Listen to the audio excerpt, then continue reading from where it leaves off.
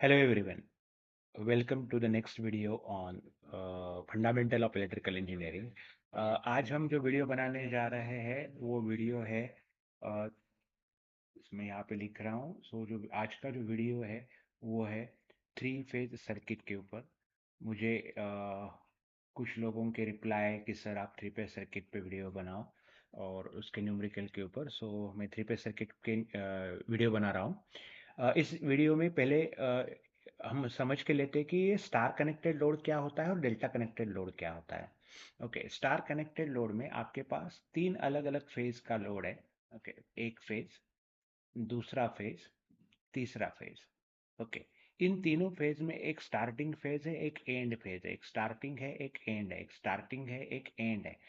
ये तीन कनेक्शन है। अगर आप सिमिलर, स्टार का एस पहला क्या होता है? सिमिलर। स्टार स्टार में पहला वर्ड है S, S stands for similar. अगर आप सिमिलर टर्मिनल आप एक दूसरे के साथ कनेक्ट करते हो तो वो स्टार कनेक्शन फॉर्म हो जाता है। देखो जैसे यहाँ पे हर एक सिमिलर टर्मिनल एक दूसरे के साथ कनेक्टेड करके ये न्यूट्रल किया है और उसको रिप्रेजेंट किया है एज अ स्टार। ओके, इस फॉर्म में रिप्रेजेंट किया है। इसी लोड को मैंने इस फॉर्म में रिप्रेजेंट किया है। ये जो स्टार कनेक्टेड लोड है ये थ्री फेज सप्लाई के साथ कनेक्टेड किया है। आर फेज, वाई फेज और बी फेज। ओके, तो मैं ये डॉटेड लाइन से इसके दो सेक्शन बना रहा हूँ। एक है सप्लाई साइड, एक है सप्लाई साइड और दूसरा है लोड साइड। ओके, पहले सप्लाई साइड समझ के ले लेते हैं। ये आधा पार्ट जो इधर का है ये समझ के ले लेते हैं, ये आधा पार्ट। इस आधे पार्ट में अगर आप देखोगे तो सप्लाई साइड में बिटवीन दो बस के बीच में जो वोल्टेज होता है, ये आर फेज और ये वाई फेज, इसके बीच का जो वोल्टेज होता है उसको नाम दिया है V R Y. V R Y voltage. I am talking, मैं मैग्नीट्यूड के बारे में बोल रहा हूँ, एंगल के बारे में नहीं। Magnitude of V R Y, then magnitude of V I Y B. Magnitude मतलब उसका जो एब्सोल्यूट वैल्यू है, वाई बी के बीच का जो वोल्टेज है उसका जो मैग्नीट्यूड है उसकी वैल्यू जो है वी वाई बी। और V B R between R B phase and R phase का जो वोल्टेज है वी बी आर, इन फेज को, इस वोल्टेजेस को आप बोलोगे लाइन वोल्टेजेस। ओके, सो इसका सबका मैग्नीट्यूड अगर सप्लाई बैलेंस है, ये किस कंडीशन में है? बैलेंस्ड कंडीशन में। Under balanced load condition you have V R Y, V Y B और वी बी आर इक्वल होता है, it is equal to line voltage. V L stands for line voltage.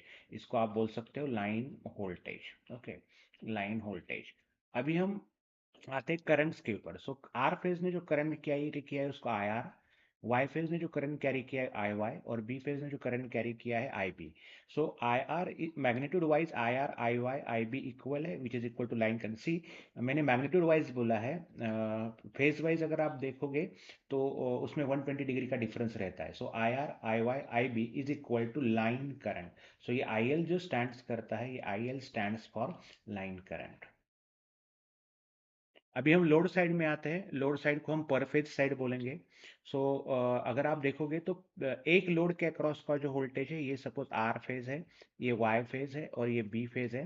We R N, ये यहाँ पे N point है, V R N जो voltage है, V R N similarly V Y N ये voltage, V B N ये voltage, ये तीनों इक्वल है, which is equal to V P H.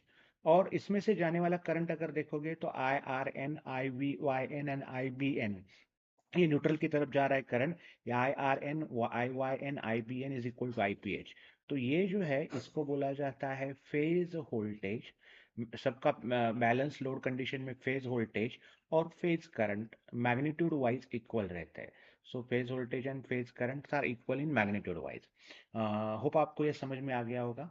अभी हम देखते हैं कि इसका रिलेशनशिप क्या होता है। अगर आप देखोगे तो वी आर वाई वोल्टेज जो अप्लाई हुआ है वो वी आर एन और वी वाई एन के बीच में अप्लाई हुआ है। So that's why your phase line voltages are not equal to phase voltage. Line voltage और फेज वोल्टेज इक्वल नहीं होते तो फिर कितना होता है? तो लाइन वोल्टेज जो होता है वो root three times of phase voltage होता है। Keep in mind, phase side की क्वांटिटी जो हमेशा रहती है वो लाइन वोल्टेज से कम या लाइन वोल्टेज के इक्वल रहती है। कभी भी लाइन वोल्टेज से ज्यादा नहीं जाएगी फेज साइड की क्वांटिटी। ये ध्यान में रखोगे हर एक बार तो आपका प्रॉब्लम भी गलत नहीं होगा। क्या बोला मैंने? पर फेज वोल्टेज जो है या पर फेज करंट जो है वो कभी भी लाइन करंट और लाइन करंट और लाइन वोल्टेज से ज्यादा नहीं हो सकता। उसके इक्वल टू हो सकता है लेकिन उससे ज्यादा नहीं हो सकता। ये जो स्टार कनेक्टेड लोड है, यहाँ पे अगर आप देखोगे तो यहाँ पे एक रिलेशन लिखा है, V L is equal to root three times VPH. मतलब line voltage are root three times of phase voltage. Right, line voltage are √3 times of phase voltage. लेकिन करंट का जो रिलेशनशिप है, उसमें मैं दूसरा कलर ले लेता हूँ यहाँ पे। करंट का जो रिलेशनशिप है अगर आप देखोगे तो I L is equal to I P H, मतलब line currents are equal to the phase current. So line currents are equal to phase current, phase current. अभी मुझे पावर निकालना है। पावर का फॉर्मूला जो है वो सिंपल है। सिंगल फेज में जो रहता है वो वी आई कॉस फाई रहता है, लेकिन थ्री फेज में दो तरीके से पावर फॉर्मूला लिख सकते हैं। अगर आप लाइन क्वांटिटी में लिखना चाहो तो √3 V L I L cos phi, और फेज क्वांटिटी में लिखना चाहो तो 3 V P H I P H cos phi. ध्यान दे दो, लाइन क्वांटिटी में √3 से मल्टीप्लाई करना है और पर फेज क्वांटिटी में 3 से मल्टीप्लाई करना है। रिएक्टिव पावर में भी सेम फॉर्मूला है, √3 V L I L sine phi, 3 VPH IPH sine phi, cos की जगह पे साइन आएगा, इसका यूनिट जो है वो V A R. Apparent power जो है वो √3 वी एल आई एल, उसे कॉप 3 वीपीएच आईपीएच भी बोल सकते हो। तो यहाँ पे मैंने स्टार कनेक्टेड लोड कवर कर लिया। स्टार कनेक्टेड लोड में सबसे इंपॉर्टेंट क्या है, ये ध्यान में रखो, V L is equal to √3 times of VPH and I L is equal to IPH.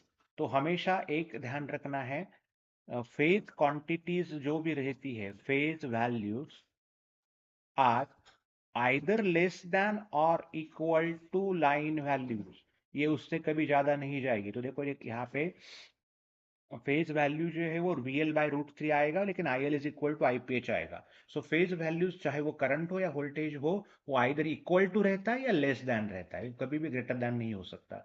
Hope you understand this video. अगर अच्छा लगा हो तो लाइक ठोकिए और सही चैनल को सब्सक्राइब कीजिए। Thank you.